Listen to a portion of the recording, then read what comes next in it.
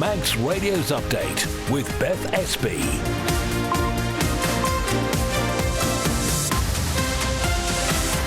Well, first, good evening and welcome to Tuesday's Update, the half-hour roundup of what's been happening news-wise on the island today.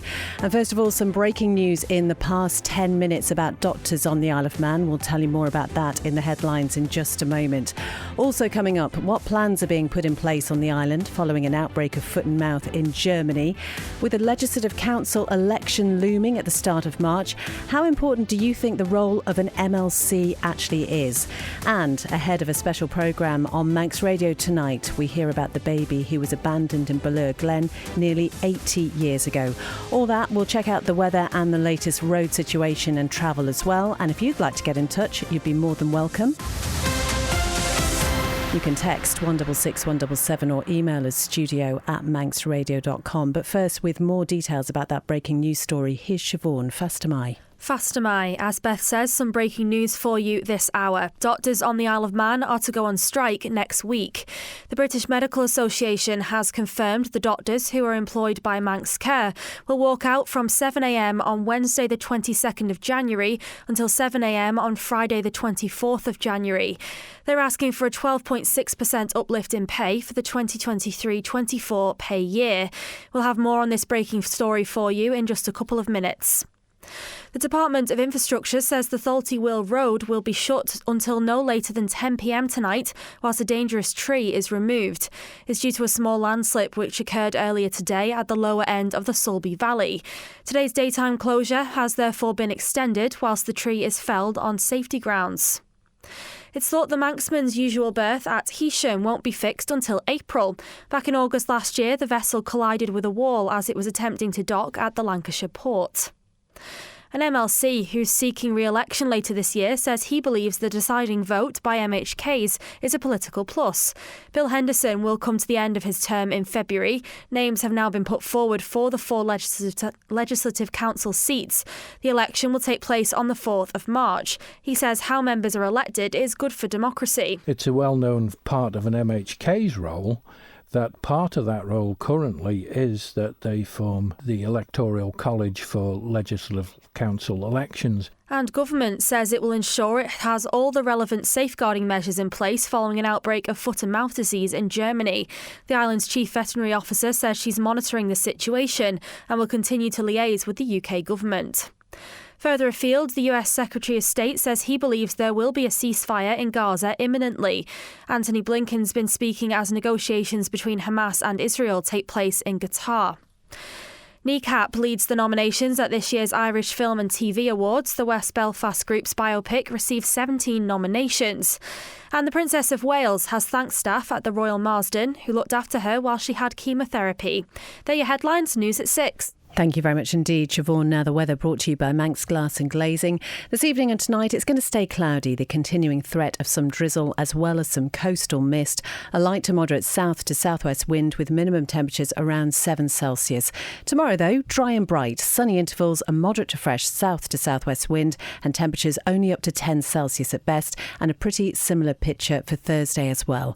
Sunset this evening 4:26, sunrise tomorrow morning 8:30. Manx Glass and Glazing can supply and install single, double and triple glazing. Call 674 573 or visit the showroom on the Snugborough Trading Estate. TE Cubban provide new memorial stones, grave renovations, new inscriptions and fire hearths. Visit us at Hope Street, Castletown or at Broadway, Douglas, or call 844 440. TE Cubban, here when you need us. Most builders start with a hammer and saw. Manx Construction start with ideas and imagination. For new build, extension or home office, Manx Construction offer full service from planning to completion. Call Tony on 452 688. We all need peace of mind. That's where Peace of Mind Manx Will Writing Services can help you. From just £149 plus VAT. Call 671 001 or go to peaceofmind.co.im. At Bond Fabrics, we're not just a fabric shop. As well as curtains and upholstery and dress and costume fabrics, we've knitting and crocheting wools, made-to-measure curtain and blind service, plus poles and tracks. Visit Strand Street, Douglas, call 611856 or see bondfabrics.im. You're listening to Update here on Manx Radio. It's exactly 5 past 5. Well, as we've just heard, in the past quarter of an hour, it has been revealed that Isle of Man doctors will strike for the first time in the island's history. This comes in a media release to us from the British Medical Association. News editor Tessa Hawley is with me in the studio. So Tessa, what can you tell us? So what we know at this point is that doctors are going to go on strike on the 22nd and 23rd of January. Now, the BMA says that's because Manx Care has failed to make an acceptable offer that gives doctors fairer pay like their mainland counterparts. So on the strike days, doctors will operate under Christmas Day cover. So whilst emergency care will still be available to those who need it, many services will be limited. Now, what do we know about the pay offers and the pay situation? So doctors who are employed by Manx Care have been asking for a 12.6% uplift in pay for the 23 and 24 pay year. So they obviously haven't been given that. And what the BMA is saying is that means that doctors have experienced real terms pay cuts since 2008, some as much as 19%. So in December, the Isle of Man doctors voted overwhelmingly to support industrial action, with 95% voting yes in the ballot over pay. And has anybody said anything about this in this media release from the British Medical Association or any doctors on the island? Yes, so we've heard from the chair of the Isle of Man Medical Society this evening, and he has been very clear. He says that doctors have no desire to go on strike, but they've made it clear to Manx Care that this would be the outcome without an acceptable pay offer. Now, he says there is still time for an offer to be put forward and have these strikes averted. But he says doctors deserve to be paid fairly for the valuable work that they do, and the pay cuts that have been seen over the last decade have become untenable. He says it's disappointing that doctors find themselves in this position, but the solution is clear: restore our lost pay. And the BMA fully behind the doctors then? Yes, absolutely. The BMA says it stands behind Isle of Man doctors as they make this historic decision to go on strike for the very first time. Now, it's said that it wants Manx Care to see how serious this issue is and act quickly to provide doctors with a credible pay offer so that strike action can be averted, and one which values the expertise that doctors bring to the health and well-being of the island. Tessa, thank you very much indeed. Of course, this is breaking news. We've only received this in the past quarter of an hour or so. We haven't yet asked Manx Care for comment. We will do, of course, and we will have much more on this story in Breakfast tomorrow. You can read the full statement at manxradio.com. Coming up to 8 minutes past 5. Well, it's thought the Manxman's usual berth at Heysham will not be fixed until April. The link span was damaged in an incident last year, as Amy Griffiths reports. Back in August last year, the Manxman collided with a wall as it was attempting to dock in Heysham. The vessel suffered minor damage, and its berth at the port was also hit during the incident. Foot passengers have been boarding and disembarking via coaches ever since because the steam packet company says there's no safe route by foot between the terminal and the vessel, meaning passengers have to be held there until there's sufficient space on the vehicle decks for the coaches.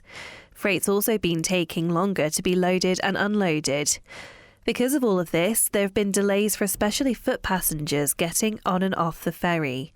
Peel Ports Group is the owner of the port and is responsible for carrying out the repair work. In a statement to Manx Radio, it says it's been undertaking the necessary procurement process to allow for repair works to be carried out.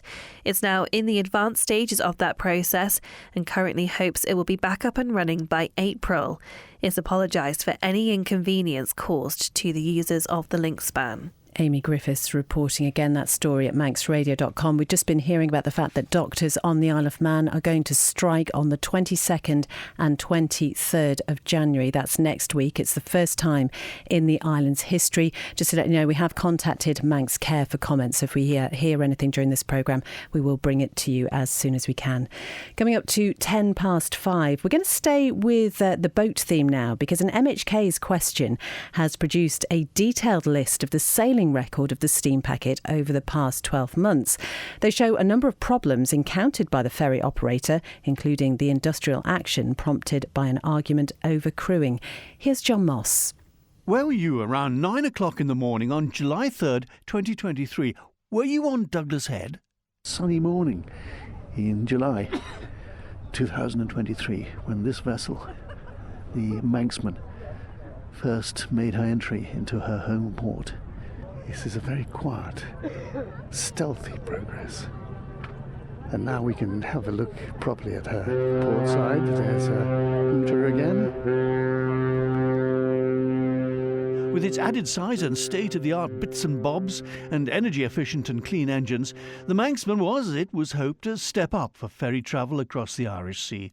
Of course, things were not entirely straightforward. There was a period in which the crews were tutored in using this piece of high-tech kit, learning to dock smoothly and safely in the awkward landfalls the Irish Sea has on offer.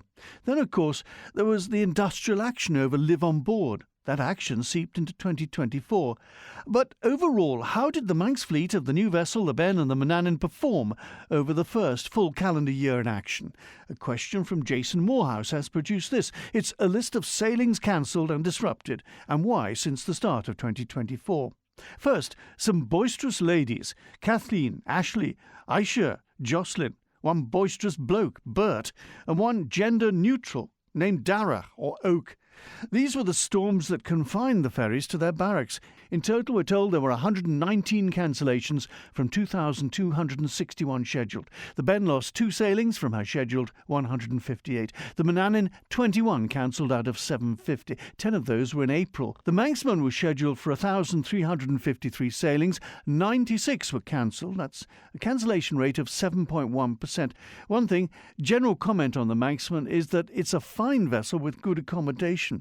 That is John Moss reporting on the answer to an MHK's question about the sailing record of the steam packet over the past 12 months. Just on the subject of the doctors striking, news that we've broken here on Update this evening. G says, does doctors mean hospital staff or GPs striking as well? G, just asking for some clarification on that for you. Hopefully have that before the end of the programme. It is 12 minutes past 5. Members of the public are being consulted over proposed changes to the ground handling policy in place at Ronaldsway Airport. Siobhan's got more details about this for us. The Isle of Man Civil Aviation Administration, their division of the Department for Enterprise, has launched the consultation in its role as the aviation safety and security regulator for the Isle of Man. It's responsible for ensuring the island's aviation regulation meets international standards.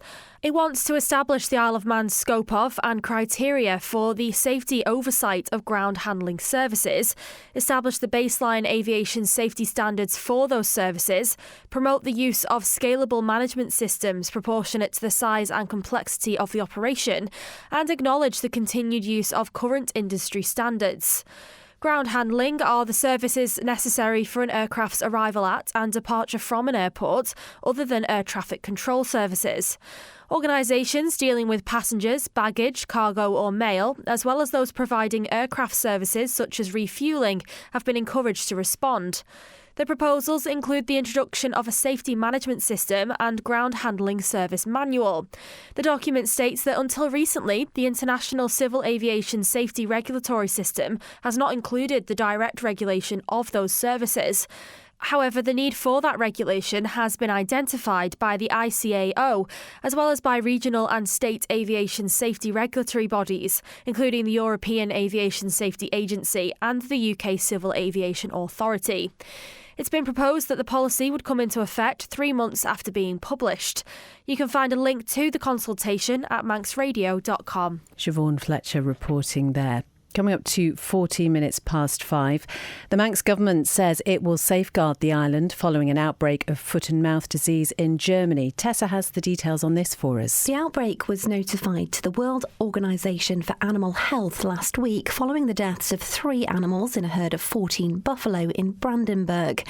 It's the first occurrence of the disease in the country since 1988. Whilst foot and mouth is not considered a public health problem, the WOAH says it's crucial for animal health due to its easy transmission and the significant impact it can have.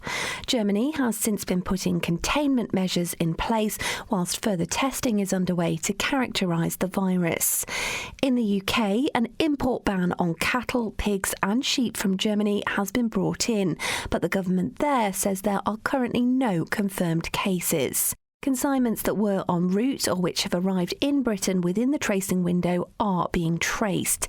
On the island, the Department of Environment, Food and Agriculture has told Manx Radio that the Isle of Man has not imported any animals that can contract the disease since September last year. In addition, no import licences have been given out. Chief Veterinary Officer Amy Beckett says she will not issue any licences in the very short term until more details have emerged about this outbreak. She adds she will monitor the situation and keep in contact with the UK government to ensure the island has all relevant safeguarding measures in place. Tessa reporting on the foot and mouth restrictions there in Germany and what the Isle of Man is doing.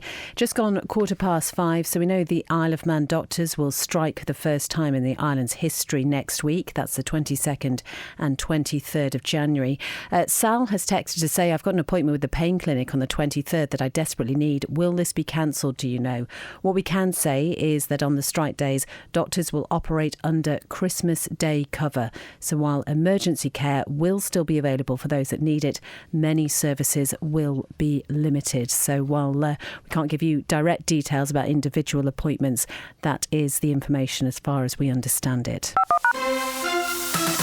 Manx Radio Travel, driven by Quayside Tyres and Service Centre.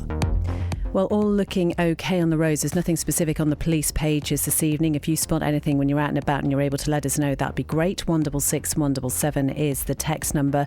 All looking good down at the airport. And just looking at the steam packet, the Manxman left Heysham just about 20 to 2 this afternoon. It's due to get in any time now into Douglas Harbour, and then we'll be heading out slightly earlier than the normal schedule. It's leaving at 7:15 for Heysham again this evening. Quayside Tyres and Service Centre with 1 year's free engine warranty from Castrol. Get more with Quayside. If you'd like to read more about the doctors' strike situation, you can head over to manxradio.com where we put the full details. It's also on our social media pages, lots of people commenting on there. We will have much more about this on Breakfast tomorrow. We have invited Manx Care to respond if there's any statement, or invited them for an interview on Breakfast tomorrow. So we will bring you the very latest as soon as we have it. Now, it's 5:17 and names are in the hat for this year's Legislative Council election, but we won't find out who's running for the MLC post for a month, and that's because of the new revised system for LegCo elections. We do know 4 members are coming to the end of their terms: Bill Henderson, Peter Greenhill, Kerry Sharp and Rob Mercer.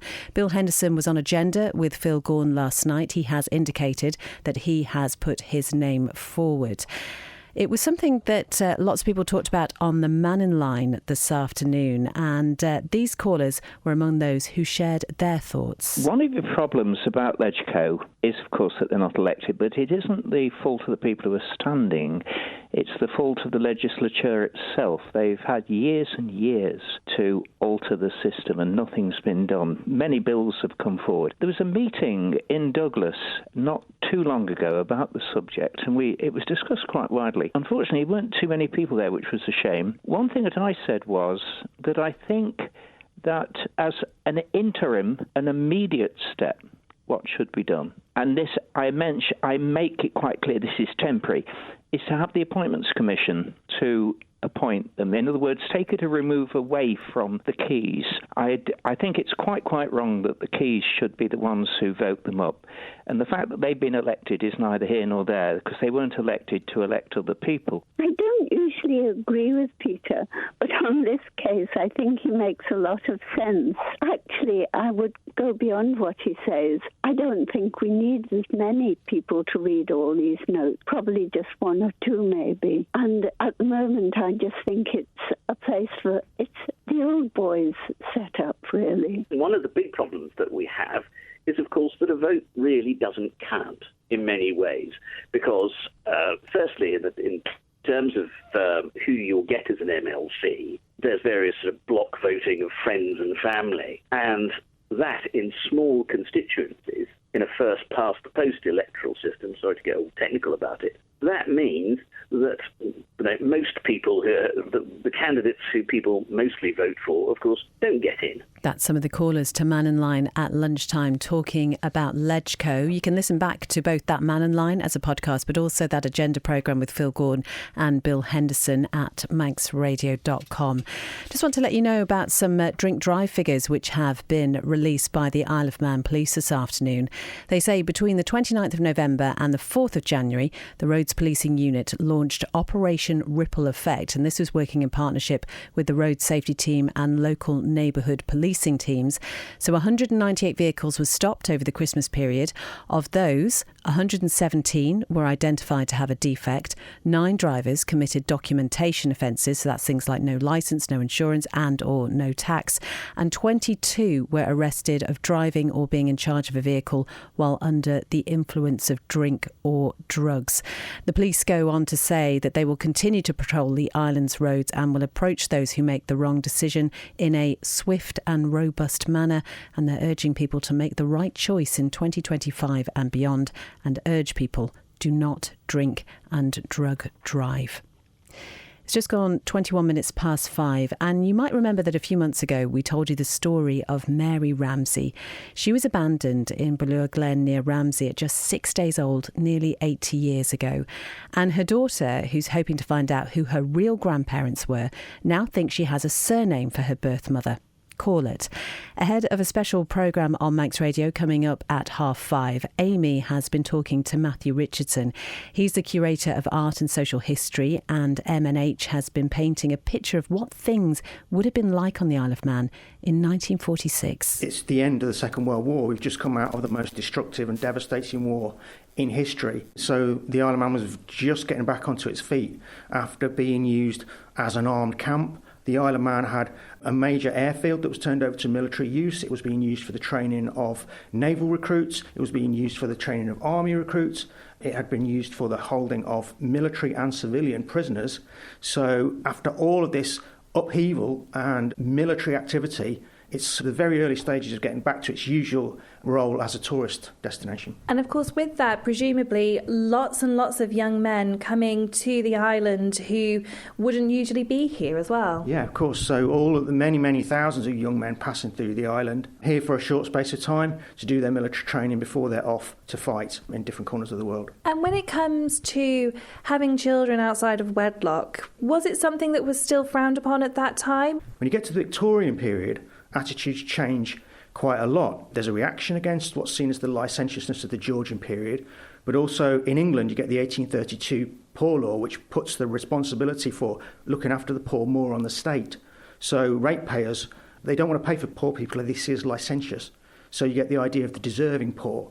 So at the same time you're getting the middle classes growing up, they want to differentiate themselves from the lower classes, and one way they do that is through what they see as their standards of behaviour. So you get the idea in that era, the Victorian era, of a fallen woman, you know, a woman who's had a baby out of wedlock. This is very shameful. By the time you get to the First World War, attitudes are changing completely again, because so many thousands of children are being born out of wedlock. And this is because, you know, life is not just cheap, it's throwaway. These young men, they may have a week's leave coming home to their family and friends before they're sent off to the front, and they might never come back again. So there's kind of a sea change in attitude to illegitimacy here. And then, Second World War, similar thing happens again. Thousands of young men, you don't know if life's going to end tomorrow. Cities are being bombed. Young people have to live for the moment. So in both world wars, you get an erosion of these Victorian ideas of stigma of illegitimacy. It's just so widespread during the two world wars that it couldn't be anything else. And so then if we go to the case of Mary Ramsey and a baby being abandoned in the Glen, when something like that happens, how did the community react at that time? Well, I think that is not a common occurrence. Not a common occurrence by any standard. I'm struggling to think of many examples of that happening in the Isle of Man. So that is a different aspect to this altogether. The fact of the pregnancy wouldn't perhaps raise many eyebrows, but certainly I think that perhaps did. That is Matthew Richardson from MNH talking to Amy Griffiths. As I say, you can hear much more about that in just about 5 minutes or so in a special edition of Island Life. And you'll also hear from Mary's daughter, Lorraine, as well. Coming up to 25 past 5. Time for sport now with Rob Pritchard. Fast am I. Well, we'll start tonight with athletics. Isle of Man endurance athlete Nikki Arthur is currently inside the top 3 as she takes on the infamous spine race in the UK. On day 3 of the challenge, she sits 3rd in the female class, only behind British competitors Lucy Gossage and Robin Cassidy, who are 1st and 2nd respectively. In the last hour or so, Arthur went past her latest checkpoint at Langdon. Well, the race gives those involved 160 hours to complete a continuous 268-mile course, and in 2023 had only a 51% completion rate. Well, last year Nikki won the women's race in the separate Spine Challenger North contest, whilst her partner Oren Smith has completed the main event twice in the last 2 years. Elsewhere, rugby union star Bevan Rodd has been selected to be part of England's training squad for this year's Six Nations Championship. The 2023 Isle of Man Sportsman of the Year and former Ireland resident is one of 20 forwards involved in a training lineup made up of 36 players in total. Well, should he make the final cut, Rodd would join his teammates in preparations for England's opening tie of the competition away against Ireland on Saturday, the 1st of February, at the Aviva Stadium in Dublin. Well, as well as winning the latest Isle of Man Sportsman of the Year accolade in February last year, Rodd was also inducted into the Isle of Man Sports Hall of Fame. In 2023, the former Buchan School pupil helped England to a 3rd place finish at the Rugby World Cup in France, and at club level helped Sale Sharks to the team's first Gallagher Premiership final in 17 years. And finally, in football, Malou AFC ladies have completed a cup double in this year's New Look Canada Life Women's Floodlit Cup competition. The AC Malou team secured the 2025 A Division title with a 2-0 victory over Peel on Sunday, courtesy of goals from Ashley Lacanit and Rosabelle Cardy. This latest success for the Ballasalla-based club comes after its other team in the competition, Malou Ladies, won the B Division crown on Sunday the 5th of January with a commanding 7-0 dismantling of Oncombe Blues.